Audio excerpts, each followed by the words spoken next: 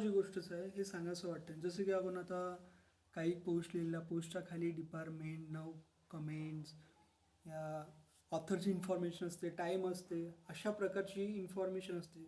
बघा आता read more केलो त्यामध्ये तो जास्त दाखवेल. जसं की तो टाईम दाखवत आहे.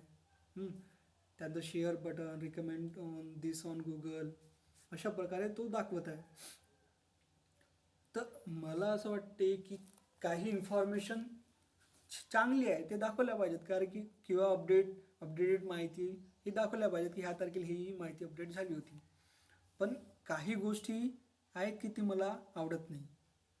तर तीच न आवडणारी गोष्ट आपल्याला चेंज करायची आहे. त्यासाठी आपल्याला जायची कुठे आहे, जो आपण मेन पोस्ट आहे तिथे क्लिक करायचं. क्लिक केल्यानंतर तुम्हाला पूर्ण कन्फिगर ब्लॉग पोस्ट दिसून येईल.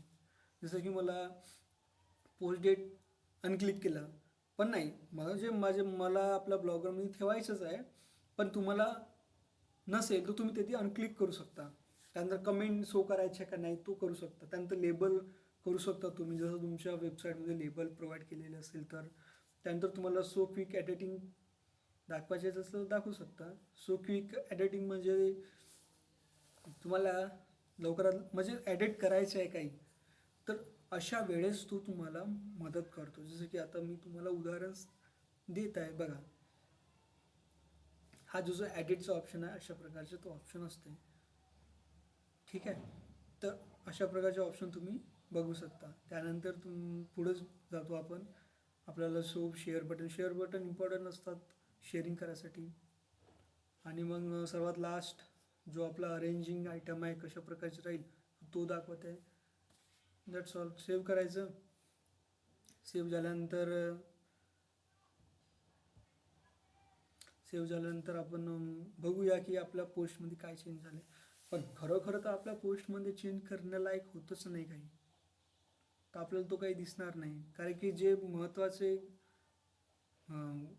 पार्ट होते ते पार्ट आपल्या वेबसाईटमध्ये ऑलरेडी आहेत.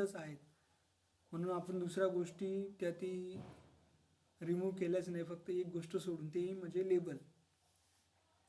तर अशा प्रकारची माहिती आपल्या वेबसाईटवर पोस्ट ब्लॉगवर दिसणे महत्त्वाचे आहे.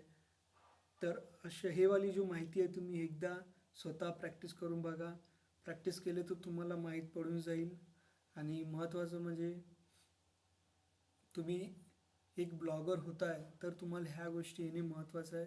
म्हणून मी तुम्हाला सांगत आहे की तुम्ही एकदा ट्राय करा आणि लाईक, सबस्क्राईब आणि कमेंट जरूर करा.